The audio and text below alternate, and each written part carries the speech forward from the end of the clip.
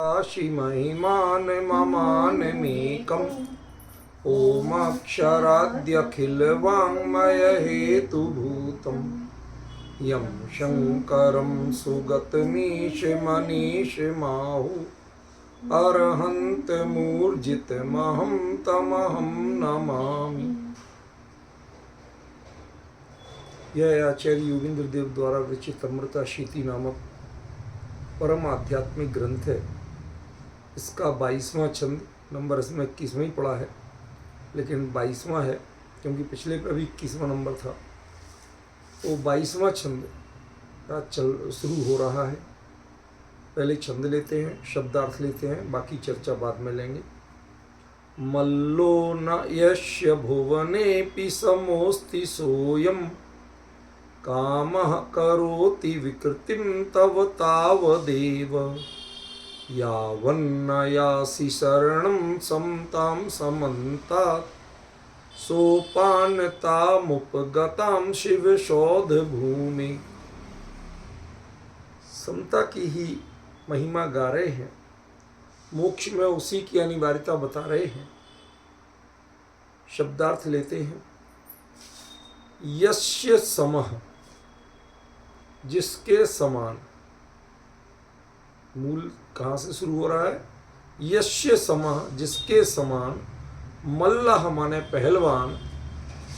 भुवनेऽपि, लोक में। न अस्ति, नहीं। जिसके समान पहलवान, बलशाली योद्धा इस लोक में दूसरा कोई नहीं। मूल वाक्य कुछ स्पष्ट हुआ। पहला छोटा वाक्य, यस्य समः, जिसके समान। मल्लः, मल्ल पहलवान योद्धा। भुवनेऽपि, लोक में, संपूर्ण लोक में। न अस्ति, नहीं है। ठीक है। सो अयम कामः, वह यह काम, काम भाव। तब तावदेव विकृतिम करोति, तुम्हें तभी तक विकृति उत्पन्न कर सकता है। पहले तो उसकी महत्ता बता दी काम की। कैसा है कि जिसके समान पहलवान कोई लोक में है ही नहीं, इतना बड़ा योद्धा कोई है ही नहीं, एक तरह से उसे हराने वाला कोई है ही नहीं। ठीक है ना, उसकी टक्कर का कोई पहलवान ही नहीं। ऐसा कह के उसका महत्व बता दिया, लेकिन साथ में दूसरी बात कह दी कि यह काम भी आपके लिए तभी तक विकृति, मन में विकृति पैदा करता है। कब तक करता है ये आगे बताएंगे। पहले इन दो पंक्तियों का अर्थ तो स्पष्ट कर लें। काम के समान कोई योद्धा नहीं है इस लोक में, एक बात। और वह जो दुनिया का सबसे पहलवान आदमी है, वो भी तुम्हारे मन में तभी तक विकृति कर सकता है। ये दो वाक्य। ठीक है ना। पहली बात क्या कि काम के समान कोई योद्धा नहीं। तो हमें समझना पड़ेगा कि ये काम माने है क्या। समझ गए ना। हम लोग इस बारे में कई बार बहुत कंफ्यूजन में रहते, भ्रम में रहते, दुविधा में रहते कि ये वास्तव में है क्या। काम माने पर के प्रति आकर्षण की इच्छा। जब तक हमारे मन में पर से कुछ पाने की आकांक्षा है या पर को देने की भावना है, उसका नाम काम है। समझ में आ गया कि नहीं आया? देखो जरा गौर से।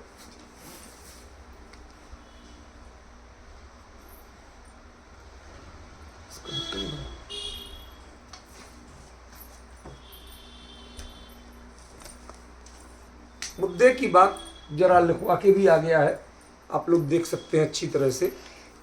जिनके पास ग्रंथ नहीं हो कदाचित तो वो देख सकते हैं। ये कहने का मतलब है कि यस्य समः, यस्य ये है, समः ये है, जिसके समान। मल्लह ये है, मल्ल भुवनेपि पूरे लोक में, ना माने नहीं, अस्ति माने है। सब शब्द आगे पीछे हैं, ठीक है। पहले उनका क्रम बिठाओ, समझ गए। अभी तक चूंकि लिख के नहीं आया था इसलिए मैं थोड़ा सा अटक रहा था।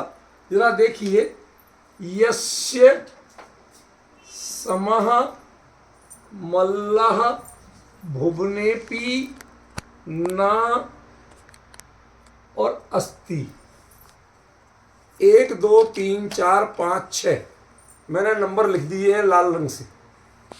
यस्य समः मल्लः भुवनेपि न अस्ति, जिसके समान मल्ल पहलवान इस पूरे लोक में नहीं है।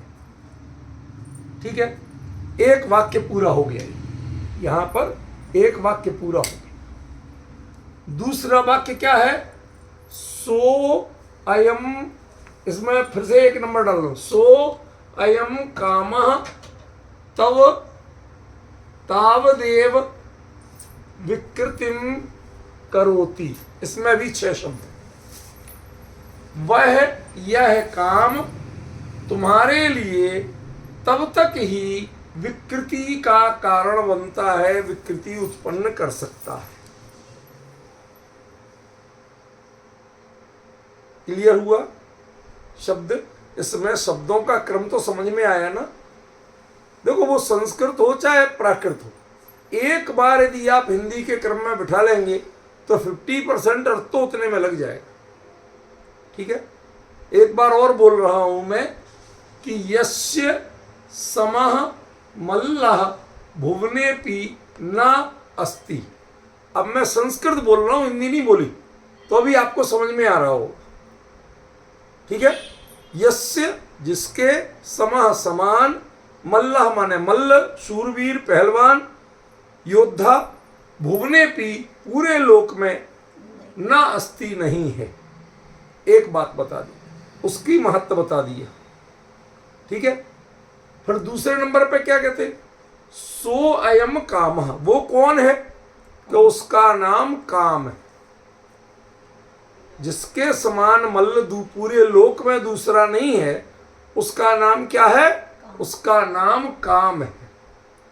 और वह काम तब माने तुम्हारे लिए, तावदेव तभी तक, विकृतिम करोति विकृति उत्पन्न कर सकता है, मन में विकार उत्पन्न कर सकता है। कब तक? कि यावत, ये फिर तीसरा वाक्य शुरू हो रहा है। इसके बाद ये नंबर 1, ना नंबर 2, यासी नंबर 3, ठीक है ना, समन्तात नंबर 4, समताम नंबर 5 और सरलम नंबर 6।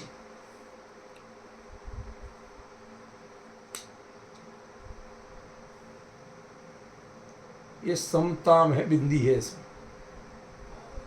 ठीक है ना। जब तक आप समता की शरण में नहीं जाते हो, क्या कहा आचार्य देव ने? जब तक तुम समता की शरण में नहीं जाते हो, कैसे?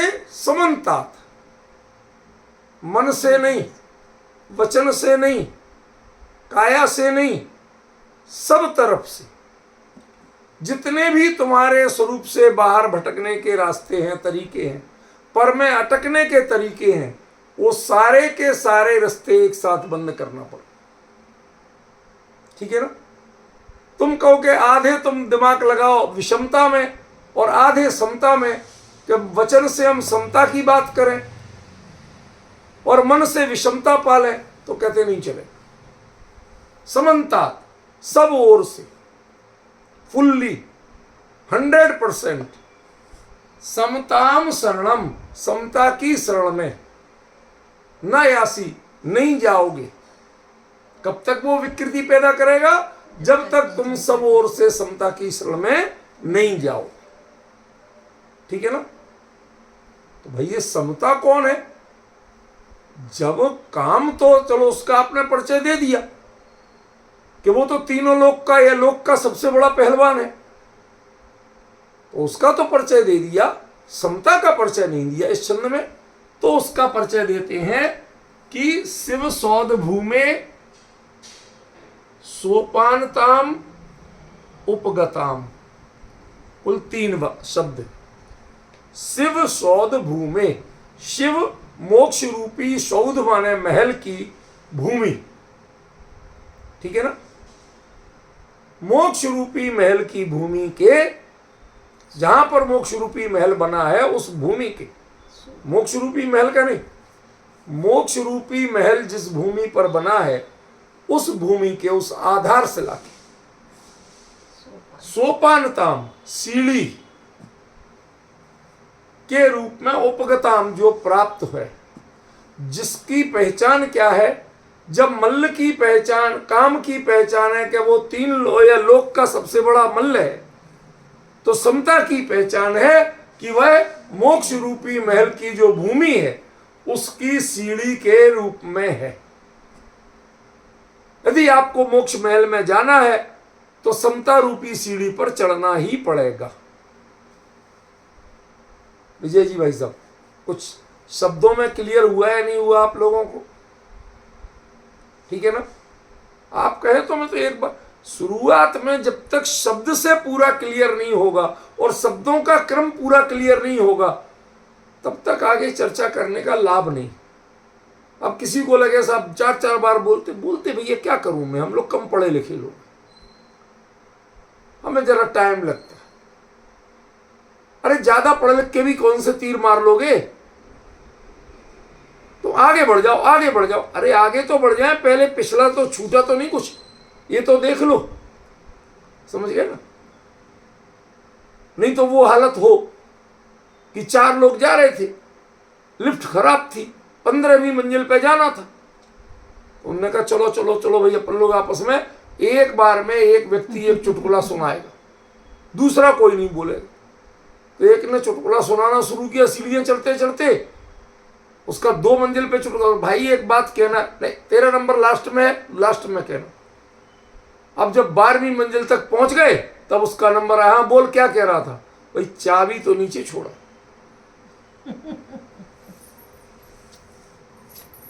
पहले क्यों नहीं बताया, बता तो रहा तो सुन कर रहे थे। इसलिए ये पहली जो श्रेणी है, पहली जो सीढ़ी है, पहला जो कदम है वो क्या है, छंद के एक एक शब्द का क्रम जानना और उसका शब्दार्थ जानना। बाकी विद्वत्तावाद की चीज, ठीक है ना। इसलिए हम पहले उस पर फोकस करते हैं, ठीक है। आप मूल छंद भी पढ़ें तो आपको हिंदी जैसा लगे। जो हमने एक नंबर लिख दिए, क्रम लिख दिया, इस क्रम से यदि आप पढ़ेंगे तो आपको संस्कृत में भी हिंदी जैसा अर्थ पता चलेगा। पहला वाक्य ये है कि यस्य समः मल्लः भुवनेपि न अस्ति। अब बताओ किसको समझ में नहीं आया? सबको आ रहा है कि जिसके समान पहलवान सारे दुनिया में नहीं, ठीक है ना। दूसरी, सो एवं वह यह काम, वो कौन है, वो एक काम है। यह तब तुम्हारे लिए तावदेव तभी तक विकृतिम करोति, मन में विकार उत्पन्न करता है। ये काम भी तब तक ही मन में विकार उत्पन्न करता है।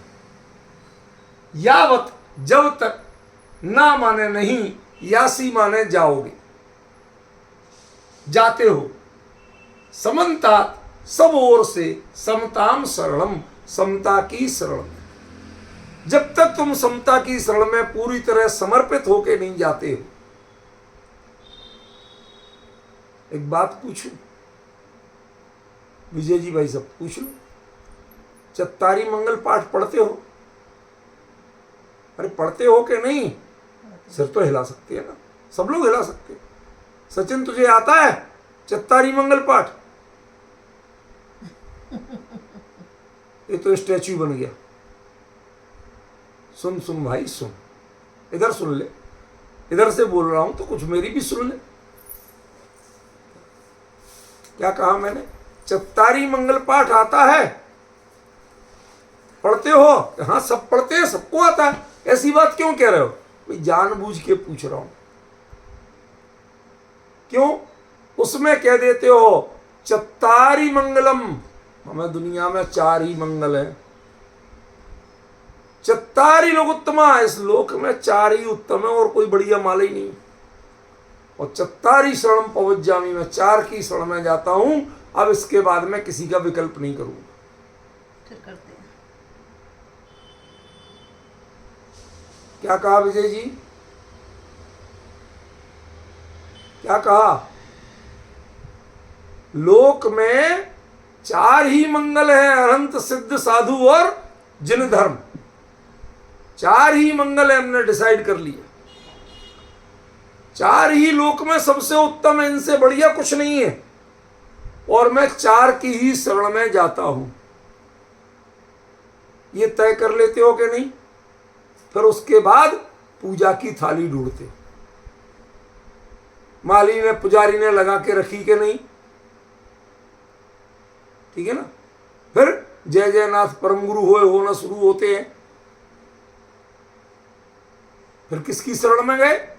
जब आपने प्रतिज्ञा कर ली थी कि मैं अनंत भगवान की, सिद्ध परमेष्ठी की, साधु परमेष्ठी की और केवली भगवान के द्वारा कहे गए जिन धर्म की, इनको ही मंगल मानता हूं, इनको ही उत्तम मानता हूं लोक में, और इनकी ही शरण में जाता हूं। प्रतिज्ञा की थी कि नहीं? फिर उसके बाद में घर क्यों गए थे ये तो बताओ। फिर पूजा की थाली क्यों ढूंढी थी? पूजा की थाली की शरण में क्यों गए ये बताओ। फिर पुजारी का और माली का विकल्प क्यों आया था?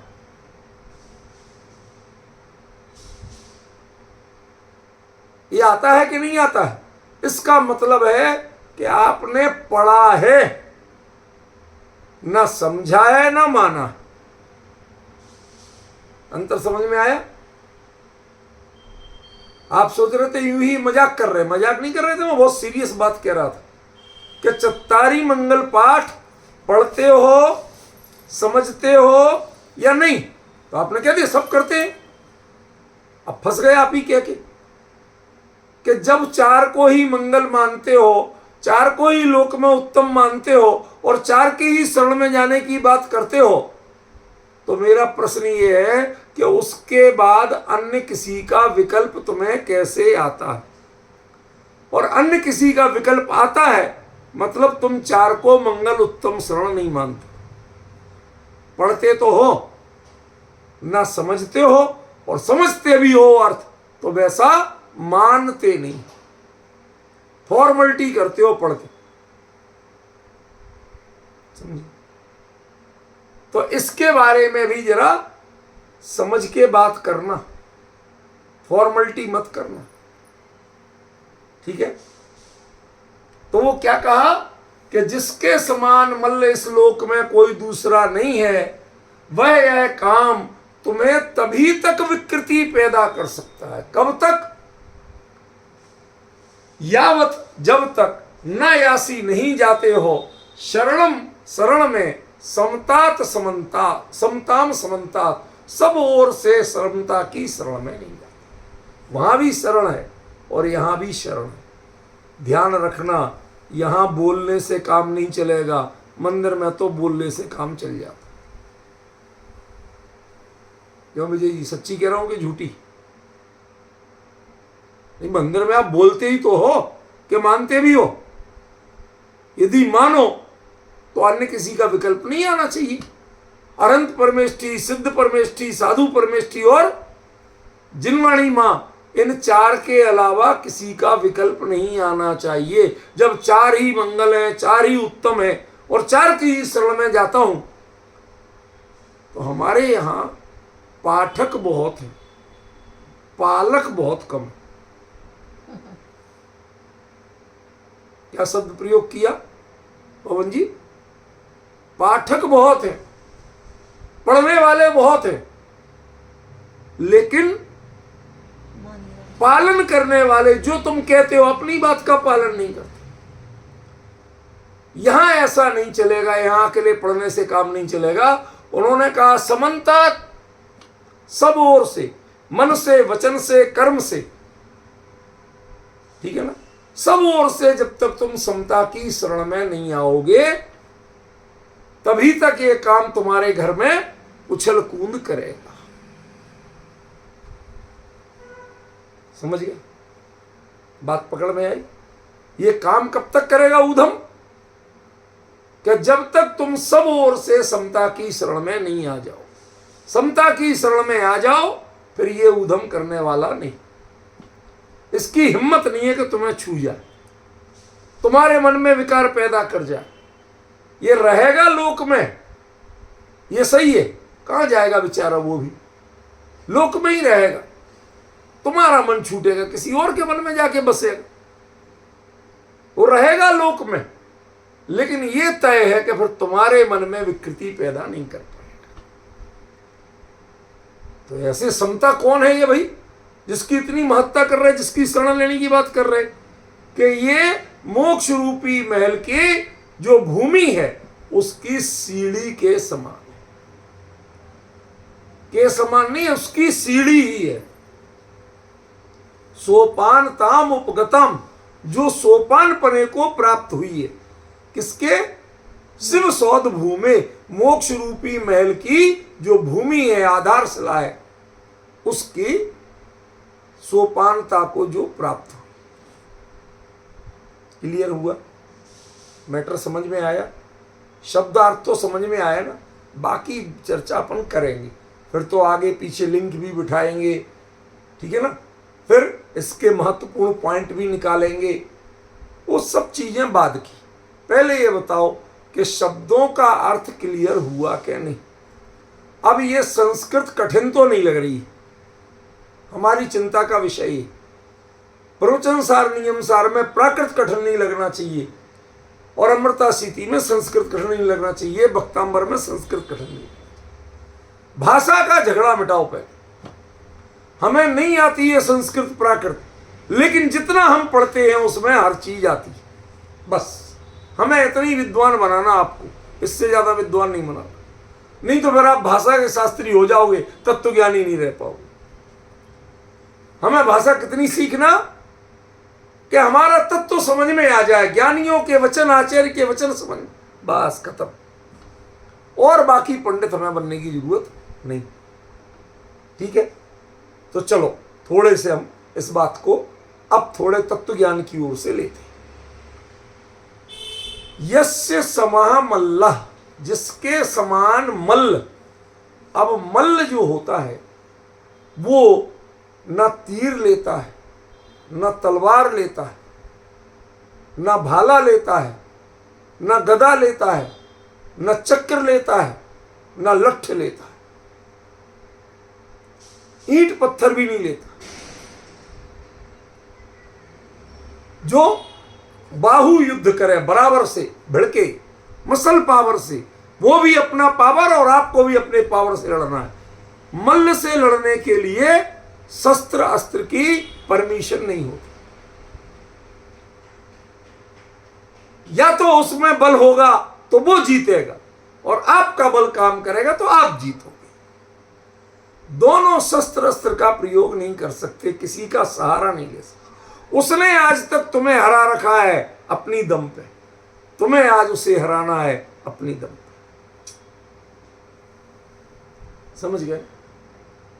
कोई मदद नहीं ले सकती। ऐसा सूरवीर चुना कि जो वाकई में सूरवीर है, अपने दम पे काम करता है। जितना जीता है आज तक अपनी दम पे जीता। ठीक है ना? तीनों लोगों को वश में किया। त्रिभुवन जयी काम सोटा, बोला था ना महावीर अष्टक में से, अनिर्वारोद्रिक त्रिभुवन जयी काम सोटा। जो है उसकी खूबी क्या है? वो तावदेव, तब तक विकृति करेगा। ये तब तक क्या है? जब इसने अनादिकाल से आज तक लोक के जितने जीव हैं, तो लोक में आचार्य उपाध्याय साधु आएंगे कि नहीं आएंगे? विहरमान अरहंत आएंगे केवली के नहीं आएंगे? हैं? और लोक में तो सिद्ध सलावी, तो सिद्ध भगवान भी आएंगे कि नहीं आएंगे? नहीं, मेरा प्रश्न है, गंभीरता से लेना, इसे मजाक मत लेना।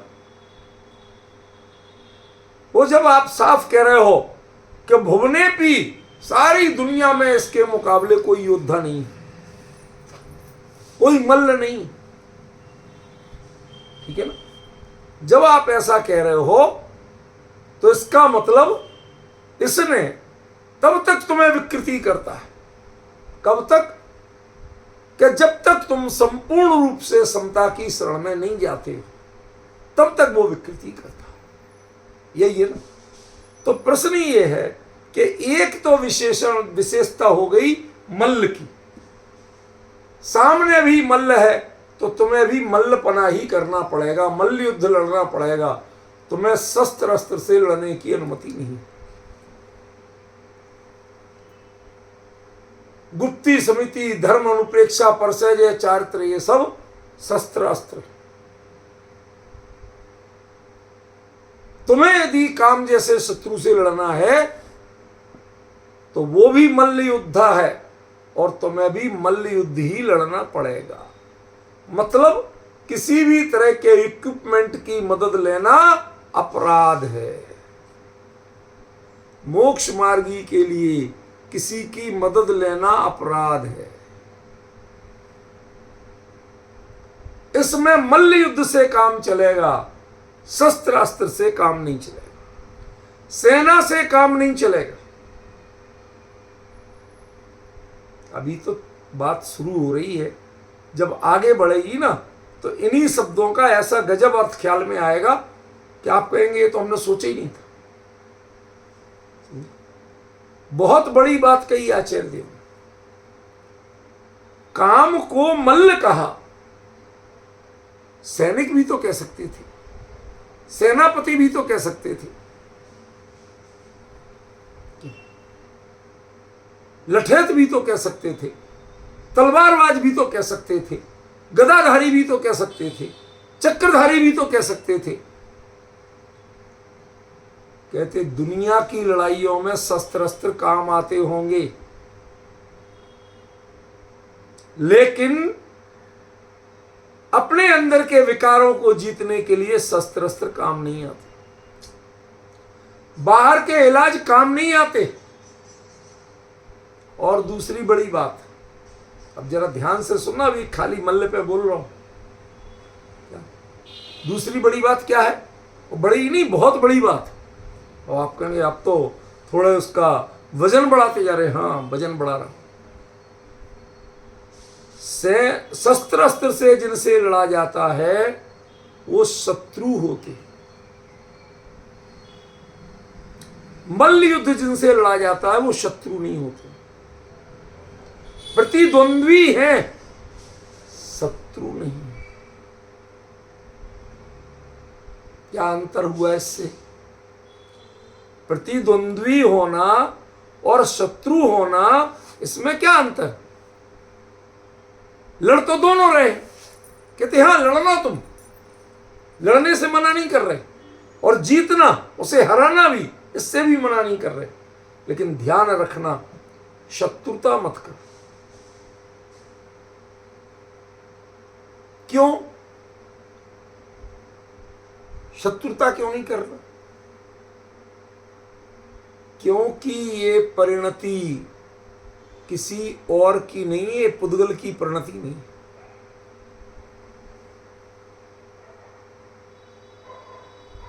ये मल्ल है, पहलवान है। बाहुबली और भरत में भी मल्ल युद्ध हुआ था, लेकिन भाई ही रहे थे, शत्रु नहीं बने थे। ये परिणाम हमारा ही है, चाहे विकारी सही, चाहे जो भी सही। अनादिकाल से आज तक इसने हमें हरा रखा था। 3 लोक में जहां जहां गए, सब जगह इसने हराया। हमारी एक नहीं चलने दी, इसकी ही चली। समझ में? इतना चालाक प्राणी है कि जैसे एक व्यक्ति ने किसी को, उसको पार्टी में जाना था, अब वो जहां पहुंचा तो उस शहर में वो तैयारी से नहीं गया था, वो तो नॉर्मल मीटिंग के लिए गया था। पता चला कि वहां एक पार्टी में जाना। अब उसके पास कोट सूट नहीं था, तो उसने कहा कि भाई जिनके यहाँ रुका था उन्होंने कि हमारा ले लो, साइज भी लगभग बराबर है, फिट आ गया।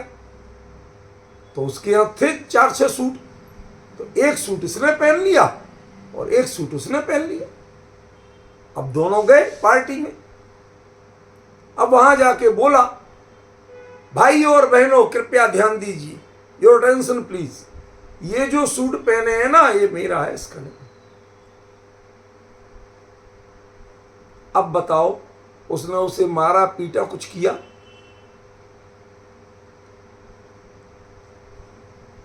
लेकिन हरा तो दिया। कहते भाई तू इससे चल नहीं देता। अरे दिया था पहनने को, फिर बेइज्जती काहे को की? समझ गया? उसने कहा भाई ठीक है गलती हो, अगली पार्टी में चल रहे हैं अभी हम, और वहां बिल्कुल नहीं कहेंगे कि मेरा। वहां जाके बोला कि ये जो सूट पहने ना ये इसी का है। मेरा नहीं है।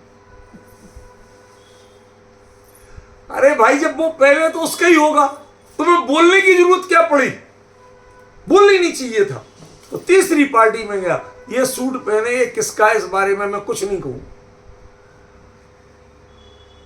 जब तक विकल्प जिंदा है, पराया विकल्प जब तक जिंदा है, तब तक सच हमेशा हारता है और विकृति हमेशा जीतती है।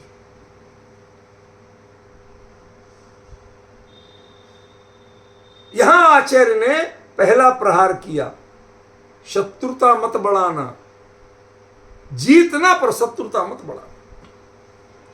वो मल्ल है, तुम भी अपनी ताकत लगाओ और वो भी अपनी ताकत लगाओ। जो जीत जाए जीत जाए। कहते भाई साहब हमने तो दाव पे सीखे नहीं और उसे दाव पहचाते हैं सारे, फिर हम कैसे करेंगे? तो उन्होंने गुरु मंत्र दे दिया। उसे सब दाव पहचाते हैं, जब तक तुम रिएक्ट करोगे तब तक के दाव पहचाते हैं। यदि तुम रिएक्ट ही नहीं करोगे तो उसके कोई दाव नहीं काम करते।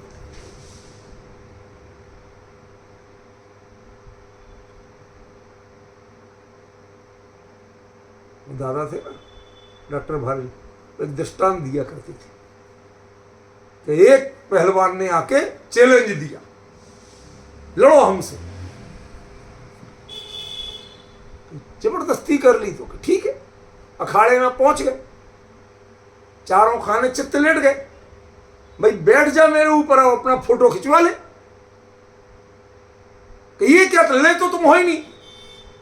अरे भाई जब हार नहीं है तो हाथ पैर तोड़वाने की क्या जरूरत है?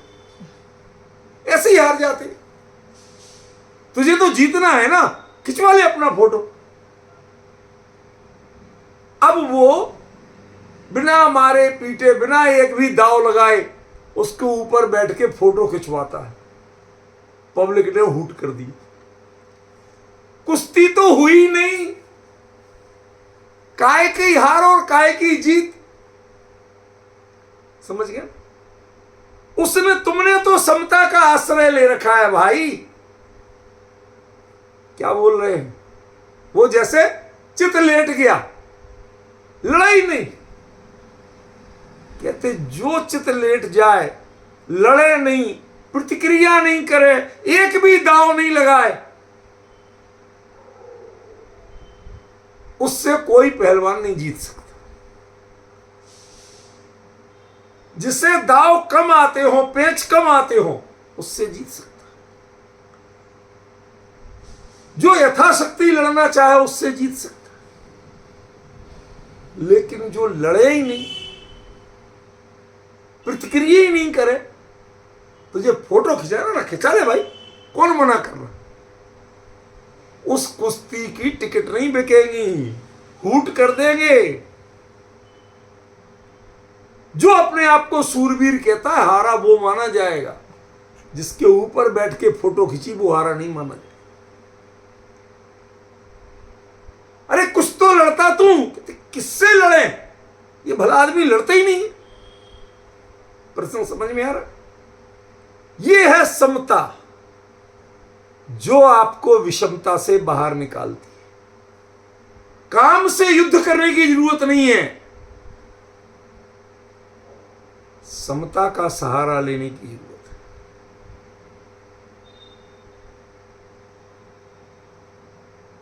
शुरू में शब्दार्थ किया, अब इसका जो प्रतिपाद्य है, जिष्ट है, उसकी ओर ले जा रहा हूं। फिर इसके विस्तार की बात बाद में चलेगी।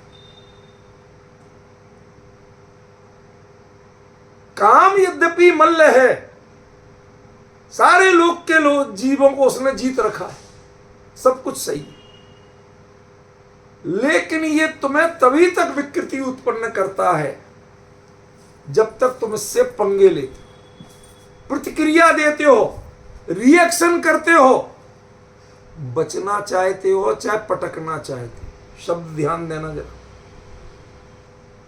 जो काम से बचना चाहते, भाई साहब मैं तो बिल्कुल ओट करके रहूंगा, देखूंगा ही नहीं किसी की ओर,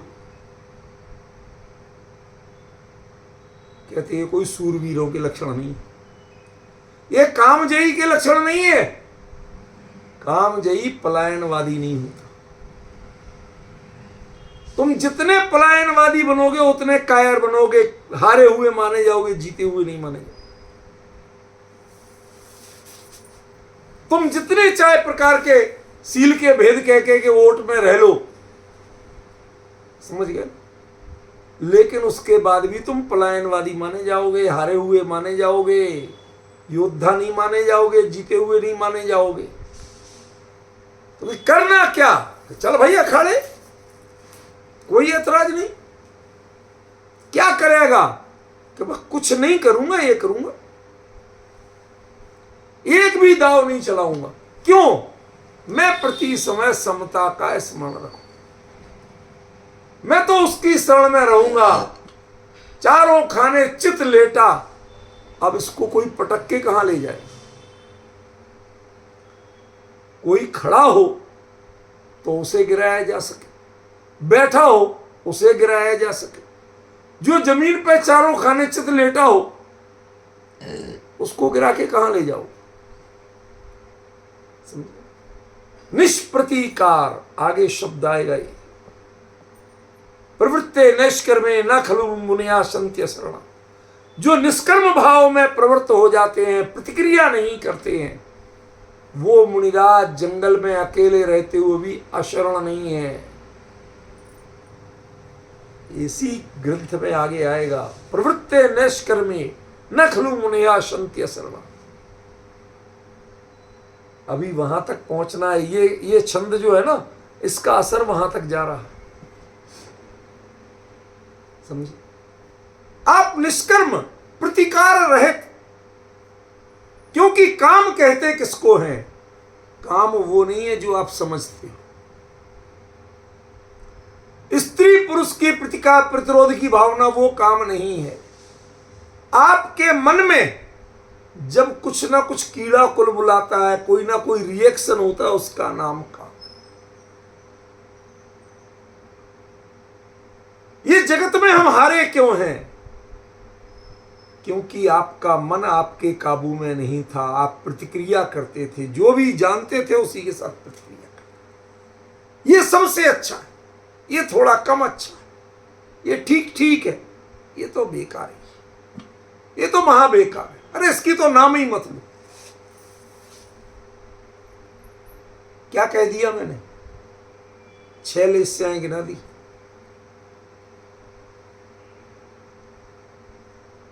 कृष्ण नील कापोत पीत पद्म शुक्ल, इसका नाम ही मत। ये जब तक आप कोई भी प्रतिक्रिया कर रहे हो, आचार्य देव कहते हैं, तब तक ये तय जानना कि आप समता की शरण में नहीं। ये काम जीता हुआ है जब तक आपके मन में प्रतिक्रिया उत्पन्न हो रही है, आपका परिणाम प्रतिक्रियात्मक है। वस्तु को जान के, अरे ज्ञान है तो झलकने दो ना, कैसे झलकने? तुरंत सर्टिफिकेट देते हैं, बेस्ट, शाबाश, तालियां बजाओ, बहुत बढ़िया। कहते यही नहीं करना था। यही नहीं करना था। यदि ऐसा किया तो काम जीत गया। काम और किस चीज का नाम है, समझे कि नहीं? ज्ञेय ज्ञान में झलका और प्रतिक्रिया हुई तो काम है, और ज्ञेय ज्ञान में झलका और प्रतिक्रिया नहीं हुई तो समता। इतनी छोटी सी परिभाषा। सारी दुनिया जान के प्रतिक्रिया किए बिना नहीं रहती। एक दृष्टांत देता हूं छोटा सा। ईमानदारी से वोट देना, ठीक है ना? सही किया उसके लिए 1 उंगली। विजय जी जरा ध्यान दो इधर। सही किया उसके लिए 1 उंगली, गलत किया उसके लिए 2 उंगली। अभी मैं क्लियर नहीं हूं, कुछ तो गड़बड़ है, तो 3 उंगली, ठीक है ना? एक बच्चा छोटा सा 8-10 महीने का, जो थोड़ा थोड़ा ऐसे चलने करना सीख गया हो, साल भर का मान लो, वो अपने चलते चलते किनारे जा रहा है। वहीं महाराज जी बैठे थे और बच्चा बिल्कुल किनारे पहुंच गया, बिल्कुल महाराज जी के सामने से, और वो देख रहे कि अब गिर जाएगा नीचे, और नीचे गिरेगा तो 2 मंजिल नीचे गिरेगा, सिर फुट जाएगा इसका। अब महाराज जी देखते रह गए, जानते रह गए क्या हो रहा है, ये तो जाना, इसके आगे कुछ नहीं किया,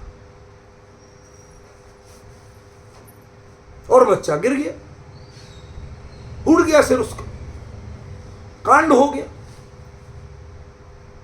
महाराज जी वहीं बैठे देख रहे थे।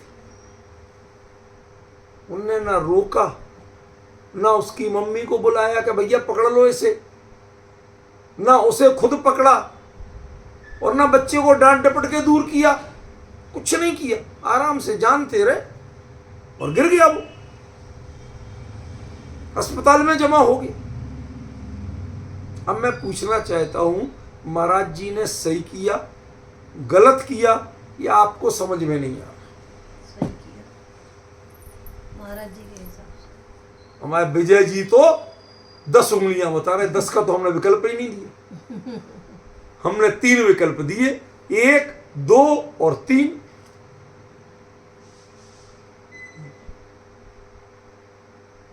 अभी अधिकांश लोग तो कुछ बोल ही नहीं रहे, सब साधक हैं। कह रहे काय को उत्तर दो, जो उत्तर देंगे तो कहीं ना कहीं फंस गए, तो बोलना ही नहीं, बोलने दो इन्हें, कौन सा कुछ कर लेंगे, हमारा क्या बिगाड़ लेंगे, समझ गए? बताओ ना क्या हुआ। मुनिराज बाकायदा प्रमत्त अवस्था में थे, मान प्रमत्त गुण स्थान में, प्रमत्त अवस्था माने प्रमादी थे ऐसे नहीं, माने उसको जान रहे थे, और जानते हुए कोई प्रतिक्रिया नहीं की, ना बचाया, ना बच्चे की मम्मी को बुलाया, ना बच्चे को डांट डपट के कहा कि पीछे जा गिर जाएगा, कुछ नहीं किया। अरे उसका हित का उपदेश तो देते कि बेटा इधर मत जाओ, नीचे गिर जाओगे, ताता हो जाएगी। कुछ नहीं किया, आराम से बैठे देखते। सच बताओ, उन महाराज जी को कोई साधु कहेगा क्या? आज के जमाने में आप लोग भले ही 1 नंबर दिखा दो, लेकिन अपने मन से पूछो। आज के साधु ऐसे देखेंगे ही नहीं, वे तो बचाने चले जाएंगे। कितना बड़ा डिफरेंस है। मैंने जानबूझ के आपके लिए कठिन परिस्थिति में डाला। एक मुनिराज और एक बच्चा गिर के मरने की स्थिति में, सर फट जाए, कुछ भी हो जाए, और आप देख रहे थे, कोई और नहीं था उधर बचाने वाला, और आपने, अरे कचनी महाराज जी जरा टोक ही देते, डांट ही देते, अरे खुद नहीं करना था हमें बुला देते, नहीं तो खुद ही पकड़ के पीछे कर देते। कौन सा आहित हो जाता। कौन सा रत्नात्रय खंडित होता है? अब जरा सोचो, यावत न यासी समता शरणम समताम समता, तुम पूरी तरह से समता की शरण में नहीं। ज्ञान में गे झलक रहा है लेकिन निष्प्रतिकार नहीं है। प्रतिकार की भावना आपके है, मतलब समता नहीं। काम है आपके मन में, समता नहीं। मोक्ष महल की सीढ़ी समता है, काम नहीं। जिसके जगत के प्रणमन को जानते हुए प्रतिक्रिया की भावना है, उसका नाम काम है। और जिसको जगत के प्रणमन को जानते हुए भी प्रतिक्रिया की भावना नहीं है, उसका नाम समता है। अब आज के लोग भले ही कायरता कहें से, वो तो कहेंगे, जिन्हें पता ही नहीं कि ये क्या है, किस लेवल की बात है, वो तो कहेंगे, उनकी परवाह मत करो, ठीक है ना। दुनिया में कहने वालों की कोई कमी नहीं। तुम अपना विचार करो कि आचार्य ने क्या कहा। दो ध्रुव, एक विषमता का और एक समता। विषमता को आचार्य ने काम कहा। काम माने रिएक्शन। गे को जानते ही जब कुछ भी रिएक्शन हो, जब आप यही तय कर लो मैं कुछ नहीं बोलूंगा,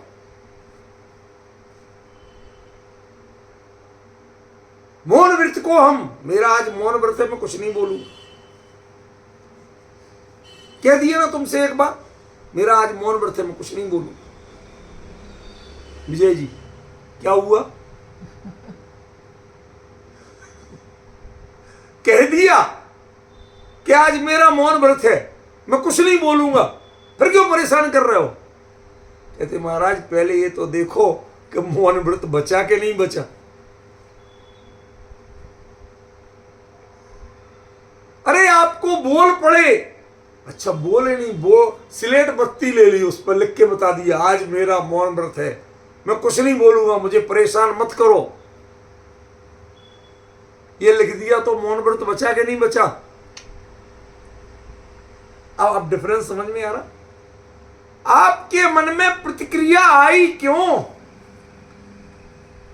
जब मौन व्रत था तो मौन माने आपको वचन के विकल्प से रहित हो जाना था, पर के विकल्प से रहित हो जाना था, अपने कार्य में लगे रहना था। आपको विकल्प आया, इसका मतलब है कि आपका मौन व्रत तो विकल्प आते ही खंडित हो। समझ गए? मौन लिया इसलिए जाता है कि हमें पर का विकल्प नहीं करना, वचन का प्रयोग नहीं करना, इसके लिए मौन नहीं लिया जाता। क्या कहा विजय जी भाई साहब? मैं बोलूंगा नहीं इसके लिए मौन नहीं लिया जाता है। मेरे मन में किसी प्रकार की प्रतिक्रिया नहीं हो, इसके लिए मौन लिया जाता है। अब वो प्रतिक्रिया चाहे मन में हो, चाहे वचन में हो, चाहे काया में हो, यदि प्रतिक्रिया हो गई ऐसे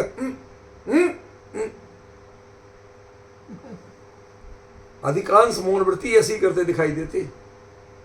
क्यों विजय जी, सही कह रहा हूं कि गलत? अधिकांश मौन व्रती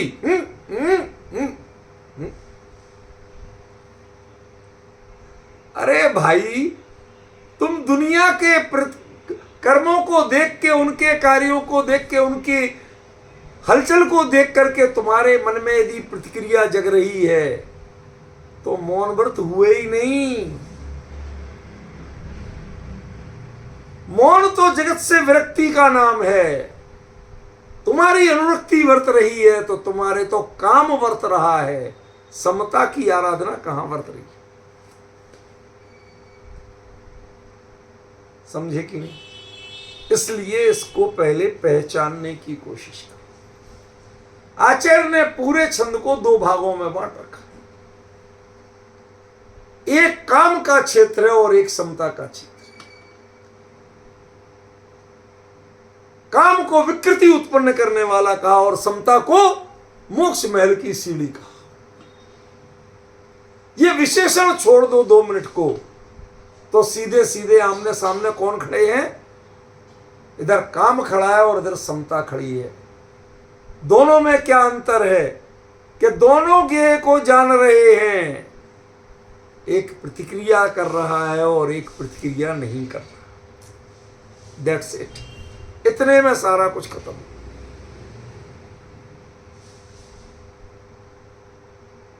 पूरा छंद इतने में पूरा हो। प्रतिक्रिया कर रहा है माने काम है, और प्रतिक्रिया नहीं कर रहा है माने समता। यदि प्रतिक्रिया नहीं हो रही है तो तुम मोक्ष महल की सीढ़ियां चढ़ रहे हो, और प्रतिक्रिया कर रहे हो आज मेरे नमक का त्याग है, आज मेरे घी की रसी है। तुम्हें याद कैसी? घी का विकल्प तो तुम कर ही चुके।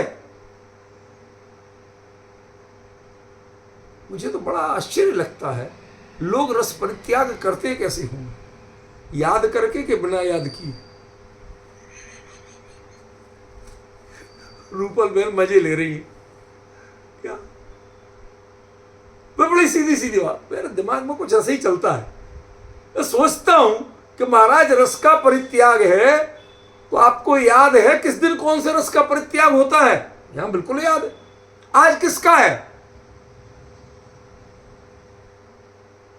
तो उस दिन महाराज जी का मौन व्रत था। उन्होंने कि आज बोलने का त्याग है। तो यदि मौन व्रती बोल जाए तो काहे का मौन व्रत?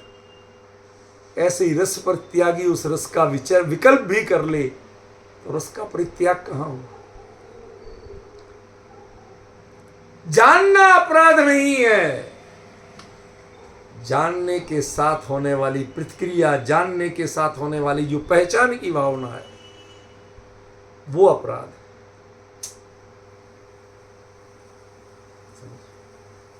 इसमें मोक्ष मार्ग का एक अलग ही स्वरूप बताया पवन जी, किसी ग्रंथ में नहीं मिलेगा ऐसा मोक्ष मार्ग। सब जगह सम्यक दर्शन ज्ञान चरित्राण ही मोक्ष मार्ग, ये कहते हैं अकेला समता ही मोक्ष मार्ग। विषमता बंध मार्ग है और समता मोक्ष मार्ग है।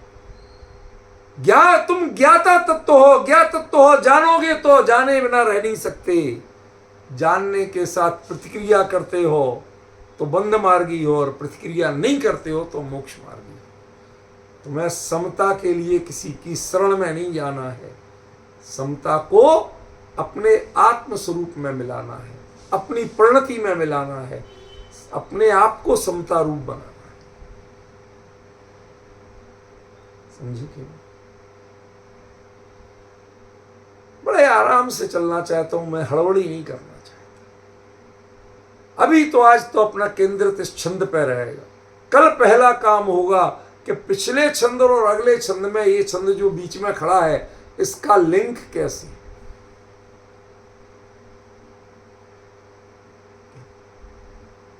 तो हमारे अमित जी तो अब महान व्यक्ति हो गए, उन्होंने स्वाध्याय सभा छोड़ दी। क्यों? उनकी मजबूरी है। मैं अपराधी नहीं कह रहा हूँ, अब मजबूरी है, क्योंकि उनका ऑफिस ही आजकल 8:30-9 बजे तक छूटता है। बड़े अधिकारी हो गए तो थोड़ा सा अंतर पड़ गया, जिम्मेवारी बढ़ गई, नहीं तो बेचारे रोज बैठते ही थे। तो मैं थोड़ी सी बात कहना चाहता हूँ, थोड़े उनके पक्ष से, कि स्टैंडर्ड बढ़ाओ। काहे से? संसार में स्टैंडर्ड साधनों से बढ़ता है और मोक्ष मार्ग में स्टैंडर्ड साधना से बढ़ता है। संसार में जितना अच्छा गद्देदार सोफा होगा, जितने कीमती सामान उसमें जड़े होंगे, जितने अच्छे से अच्छे साधन होंगे, उसी में चार्जिंग भी पॉइंट बना हो कि आपको उठ के कहीं नहीं जाना पड़े, हर सीट पे चार्जिंग पॉइंट। आजकल ये बड़ी बीमारी होगी ना, वो मोबाइल को चार्ज करना पड़ता, वो भी बना। जो जो काम करना, हर एक के साथ घंटी दबी लगी है, दबाओ तुरंत चीज व्यक्ति हाजिर होगा। भाई सब क्या चाहिए? बोलने तक की जरूरत नहीं। इतना बढ़िया सोफा, इतने बढ़िया इक्विपमेंट, इतने बढ़िया साधन हैं, उसकी महिमा की गई। ठीक है। और दूसरा, जो किसी चीज पे नहीं बैठते, सादा चटाई पे या पाटे पे बैठे, कपड़ा नहीं चाहिए, लैपटॉप नहीं चाहिए, मोबाइल नहीं चाहिए, चार्जिंग केबल नहीं चाहिए, कुछ विकल्प नहीं है, वो साधना में है, ये साधनों में। साधनों में किसको रहने की जरूरत है कि जिसको जानो और वहीं राग द्वेष की प्रतिक्रिया शुरू हो जाए, उस साधनों में रहे। चाहे बात भले ही साधना की करते हो, लेकिन रह कहां रहे हैं? साधनों में रहे। हमारा जीवन साधनों में बीत रहा है। जब तक साधनों की अपेक्षा है तब तक काम है, और जब साधनों की अपेक्षा मिट जाए, साधना के लिए रह जाए, तो मोक्ष मार्ग।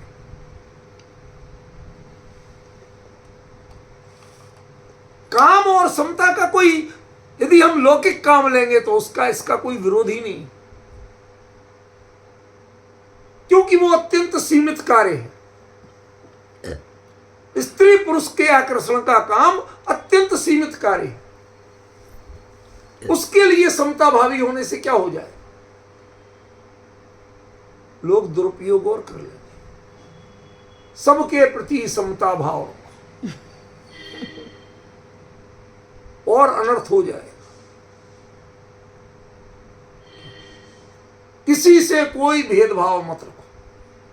तो आचार्य वैसे ही रटा रटा के परेशान है, माता बहन सुता पहचानो, वो तो भेदभाव करवा रहे, वो तुम सबके प्रति समता भाव रखो, बड़ी गड़बड़ हो जाएगी।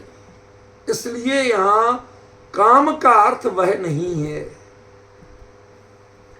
काम का अर्थ ये झलका, कोई भी घटनाक्रम झलका, वो ज्ञान में झलकते हुए कोई प्रतिक्रिया नहीं, ज्ञान बिल्कुल जड़ की तरह बना रहे। मैंने जब पढ़ा द्रव्य दृष्टि प्रकाश, निहाल भाई के पत्र वगैरह पढ़े, उसमें एक घटनाक्रम आता। वो किसी बड़े सेठ के यहाँ साधर भी था, उसने बड़े विनय से, जिद से, मनुहार से निमंत्रण किया, तो एक चौके में बैठ के भोजन कर रहे थे। भोजन कर लिया, उठ के चले आए, तो वो रसोइया बोला, बड़ा सेठ था ना, तो उसका महाराज था, तो वो रसोइया बोला, कहते बाबूजी आज मुझे ऐसा लगा कि जैसे मैंने किसी प्रतिमा को भोजन कराया। निवाला तोड़ रहे थे, खा रहे थे, किसी चीज में तीखे में तीखापन नहीं, मीठे में मीठापन नहीं, कोई प्रतिक्रिया नहीं, बिल्कुल तटस्थ, जैसे मैंने किसी प्रतिमा को भोजन कराया। डिफरेंस समझ रहे हो? देखो, दृष्टांत को सर्वदेश लागू नहीं मत करना, क्योंकि ये भोजन करना, फिर तो वही बात आ जाएगी, झगड़ा तो शुरू हो जाएगा। झगड़े में मत जाना, मुद्दे की बात समझो। प्रतिक्रिया रहित जीवन, प्रतिक्रिया रहित वृत्ति, उसका नाम समता है। और प्रतिक्रिया सहित वृत्ति, चाहे जितनी चाहे अच्छी प्रतिक्रिया करो, उसका नाम विषमता है, उसका नाम काम है। बहुत अच्छी बात पे तालियां बजाना और वारे वाह प्रभु वाह कहना, ये भी काम है। गायक भगवान आत्मा की गंभीर चर्चा में जय हो प्रभु, वारे वाह प्रभु वाह। समझ में आ रहा है रूपल बहन, विजय भाई साहब? ऐसा कहने के जो लोग बोलते थे, वो उस तत्व को समझ गए थे।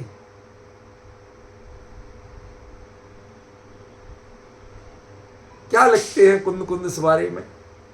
निधि पा पुरुष जो गुप्त रूपे एकांत जाके भोगता। वो दुनिया में ढिंढोरा नहीं पीटता, प्रतिक्रिया नहीं देता। समता जिसे मिल जाएगी वो अपने स्वरूप में उसका रसास्वादन करेगा।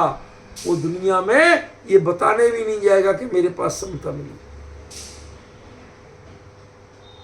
समझ में आया? मैं मोक्ष मार्गी बन गया हूं, इसका ढिंडोरा नहीं पीटेगा। समझ? आज समय हो गया, अभी ये चर्चा बहुत चलनी है। आज तो सिर्फ शब्दार्थ किया, मूल मुद्दे की बात बताई।